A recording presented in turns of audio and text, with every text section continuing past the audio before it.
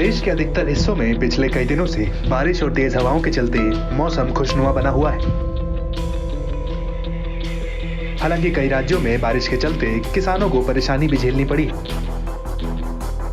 मौसम विभाग की माने तो उत्तर भारत के राज्यों में एक बार फिर मौसम बदल सकता है। उत्तराखंड के लिए मौसम विभाग ने येलो अलर्ट जारी किया है। आईएमडी ने 3 और 4 अप्रैल के लिए बारिश का येलो अलर्ट जारी किया है।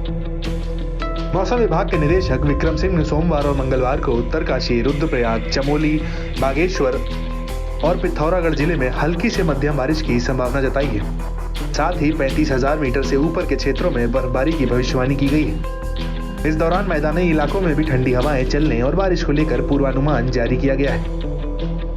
वेस्टर्न डिस्टर्बेंस सक्रिय होने के चलते उत्तराखंड में इस प्रकार की स्थितियां बन रही हैं। वहीं अगर देश की राजधानी दिल्ली की बात करें तो सोमवार को आंशिक तौर पर बादल छाए रहेंगे। 1-2 जगहों पर बूंदाबांदी या हल्की बारिश की भी संभावना है। तेज हवाएं चलेंगी। इनकी गति 30 से 40 किलोमीटर प्रति घंटे के आसपास रह सकती है। अधिकतम तापमान 32 और न्यूनतम तापमान 16 डिग्री तक रह सकता है। 4 अप्रैल को भी बूंदाबांदी की संभावना बताई गई है। अधिकतम तापमान 32 और न्यूनतम तापमान 16 डिग्री तक रह सकता है। इसके बाद 5 से 8 अप्रैल के बीच मौसम शुष्क रहेगा। अधिकतम तापमान 32 से 34 डिग्री के आसपास रह सकता है।